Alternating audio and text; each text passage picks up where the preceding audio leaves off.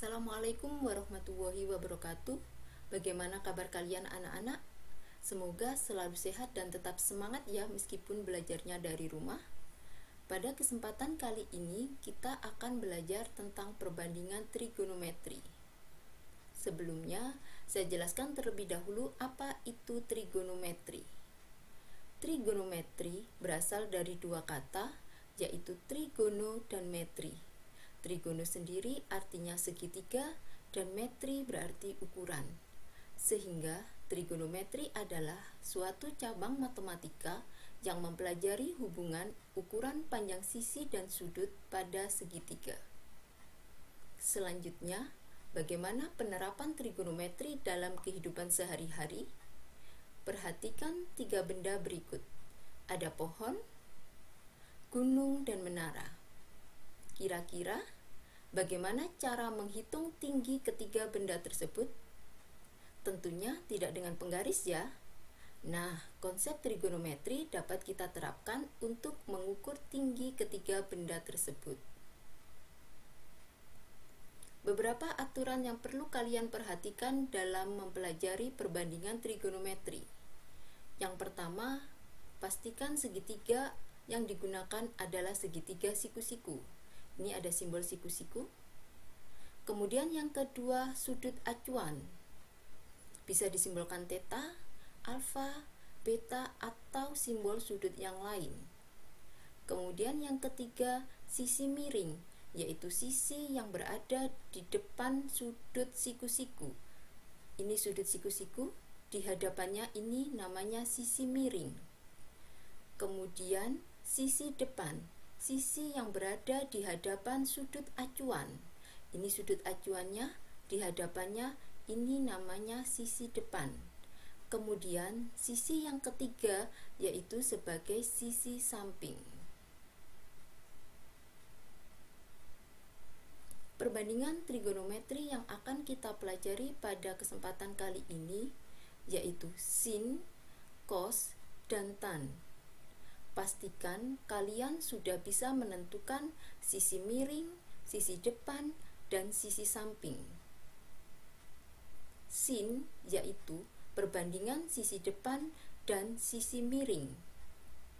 Kemudian cos, perbandingan sisi samping dan sisi miring. Tan, perbandingan sisi depan dan sisi samping. Perhatikan huruf yang saya cetak tebal. Untuk memudahkan kalian mengingat, bisa dibuat singkatan. Sin bisa disingkat demi, depan per miring. Kemudian cos bisa disingkat sami, samping per miring. Dan tan bisa disingkat menjadi desa, yaitu depan samping. Sin demi, cos sami, tan desa. Untuk memperjelas, perhatikan pembahasan contoh berikut.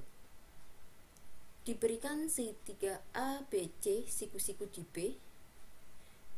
Tentukan sisi miring, sisi depan, dan samping dengan sudut acuan alfa. Siku-sikunya di B, kemudian sudut acuannya di A, dan disimbolkan sebagai alfa. Sisi miring yaitu sisi di hadapan sudut siku-siku. Siku-sikunya di sini, di hadapannya yaitu sisi AC, sehingga AC sebagai sisi miring. Selanjutnya kita tentukan sisi depan. Sisi depan yaitu sisi yang ada di hadapan sudut acuan. Sudut acuannya ini di hadapannya yaitu sisi BC, sehingga BC sebagai sisi depan. Dan sisi yang ketiga yaitu sisi AB sebagai sisi samping. Bagaimana? Bisa memahami contoh yang pertama? Jika sudah bisa memahami contoh yang pertama, kita lanjut ke contoh yang kedua. Perhatikan segitiga KLM, siku-sikunya di K. Kemudian tentukan sin alfa, cos alfa, dan tan alfa. Kita tentukan terlebih dahulu sisi miring, yaitu sisi yang ada di hadapan sudut siku-siku. Kemudian sisi depan yaitu sisi yang ada di hadapan sudut acuan. KL ini ini sebagai sisi depan, dan KM sisi yang ketiga yaitu sebagai sisi samping. Ketika kalian sudah bisa menentukan mana sisi miring, mana sisi depan, dan mana sisi samping, selanjutnya kita tentukan sin alfa, cos alfa, dan tan alfa. Perlu kalian ingat 3 singkatan tadi. Sin alfa yaitu demi, depan per miring. Kita perhatikan dulu segitiganya. Depannya nilainya 3, kemudian miringnya 5, sehingga sin alfa sama dengan 3/5. Selanjutnya cos, singkatannya cos yaitu sami, samping per miring. Sampingnya 4, miringnya 5, sehingga nilai cos alfa sama dengan 4/5. Selanjutnya untuk tan desa, depan per samping. Depannya 3, sampingnya 4, sehingga nilai dari tan alfa sama dengan 3/4. Itu untuk pembahasan contoh yang kedua. Lanjut ke contoh yang ketiga. Diberikan segitiga PQR siku-siku di P. Tentukan sin theta, cos theta, dan tan theta. Untuk contoh yang ketiga ini berbeda dengan contoh yang kedua. Karena apa? Ada satu sisi yang belum diketahui panjangnya, sehingga kita tentukan terlebih dahulu untuk panjang PR dengan Pitagoras. PR sama dengan sisi miringnya dikuadratkan dikurangi dengan sisi siku-siku yang lain yang sudah diketahui panjangnya, sehingga 13 kuadrat dikurangi 12 kuadrat. 13 kuadrat 13 dikali 13 sama dengan 169, dikurangi 12 kuadrat 12 dikali 12 sama dengan 144. 169 dikurangi 144 sama dengan 25, akar dari 25 sama dengan 5, sehingga panjang PR sama dengan 5. Kita tuliskan terlebih dahulu di PR 5 panjangnya. Nah, ketika ketiga sisi sudah diketahui masing-masing ukurannya, selanjutnya kita tentukan terlebih dahulu mana sisi miring, sisi depan, dan sisi samping. Kita ingat kembali bahwasanya sisi miring adalah sisi di hadapan sudut siku-siku. Siku-sikunya di P, di hadapannya yaitu QR, sehingga QR sebagai sisi miring. Kemudian sisi depan yaitu sisi di hadapan sudut acuan. Sudut acuannya di R, di hadapannya yaitu PQ, sehingga PQ sebagai sisi depan, dan sisi yang ketiga yaitu sebagai sisi samping. Ketika kalian sudah bisa menentukan panjang masing-masing sisinya, kemudian sudah bisa menentukan mana sisi miring, sisi depan, dan sisi samping, selanjutnya kita menentukan sin theta, cos theta, dan tan theta. Selalu ingat singkatan 3 tadi, sin demi, cos sami, dan tan desa. Sin demi, sin depannya 12, kemudian miringnya 13, sehingga nilai sin theta sama dengan 12/13. Kemudian cos sami, sampingnya 5, miringnya 13, sehingga nilai cosnya sama dengan 5/13. Yang terakhir tan theta, tan itu desa, depan per samping, sehingga nilai dari tan theta sama dengan 12/5. Itu untuk pembahasan contoh nomor 3. Lanjut ke contoh yang keempat.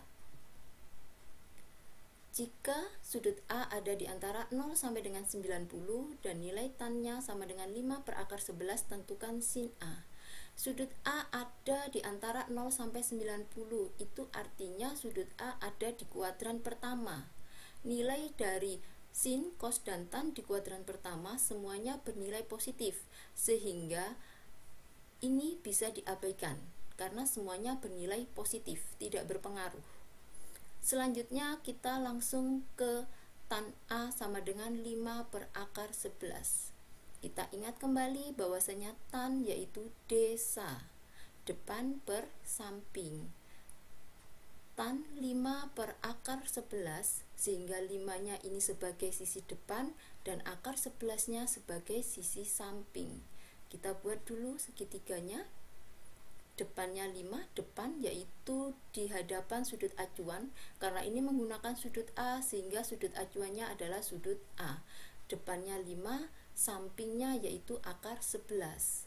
Untuk menentukan AC kita gunakan kembali Pitagoras, karena yang ditanya adalah sisi miring, sehingga masing-masing panjang sisi dari segitiga siku-siku itu kita kuadratkan, kemudian kita jumlahkan.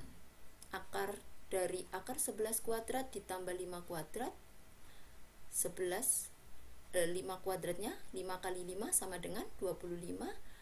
Akar dari 11 ditambah 25 sama dengan akar 36, dan akar 36 sendiri nilainya sama dengan 6. Kita tuliskan dulu di AC panjangnya 6. Ketiga sisi sudah diketahui panjangnya. Selanjutnya kita tentukan sisi miring, depan, dan samping.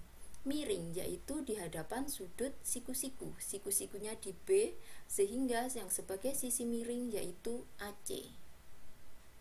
Sisi depan yaitu sisi di hadapan sudut acuan. Sudut acuannya di A, sehingga sisi depannya adalah BC. Dan sisi yang ketiga yaitu sisi samping AB. Lanjut ke pertanyaannya, tentukan nilai dari sin A. Sin yaitu demi, depannya 5, miringnya 6, sehingga nilai dari sin A sama dengan 5/6. Contoh yang kelima. Vio berdiri 100 meter dari suatu tiang dan memandang ke puncak tiang dengan sudut theta. Jika tinggi Vio 165 cm dan tan theta sama dengan 3/4, maka tinggi tiang adalah. Kita buat sketsanya terlebih dahulu. Misalkan ini Vio, tingginya ditentukan yaitu AE, kemudian jarak Vio ke tiang dimisalkan AB, BD ini tiangnya. Kemudian sudut acuannya yaitu sudut CED dan disimbolkan theta. Kita tentukan terlebih dahulu miringnya berarti ED karena di depan sudut siku-siku, di hadapan sudut siku-siku ya. Kemudian sisi depannya yang di hadapan sudut acuan yaitu CD.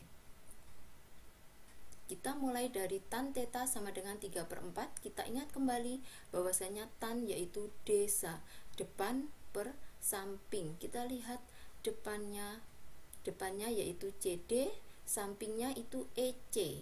Nah, panjang EC itu sama saja dengan panjang AB, sehingga EC bisa kita gantikan dengan 100. Kemudian kita kalikan silang. 4 dikali CD yaitu 4CD sama dengan 3 kali 100 sama dengan 300. CD sama dengan 300 dibagi 4 sama dengan 75. Itu CD. Kemudian pertanyaannya adalah tinggi tiang. Tinggi tiang sama saja BD. BD itu sama saja CD ditambah BC. CD-nya sudah ketemu, nilainya 75. BC itu sama saja dengan tinggi Vio. Tinggi Vio 165 cm, kita jadikan meter karena mengikuti jarak. Ini satuannya meter, sehingga satuannya harus sama. 165 cm jika diubah ke meter dibagi 100 sehingga hasilnya 1,65. Nah, 75 ditambah 1,65 sama dengan 76,65. Jadi tinggi tiangnya 76,65 meter. Demikian pembahasan untuk perbandingan trigonometri. Bagaimana? Apakah kalian sudah bisa memahami? Mudah-mudahan penjelasan saya bisa membantu kalian dalam belajar perbandingan trigonometri. Tetap jaga kesehatan, tetap rajin belajar.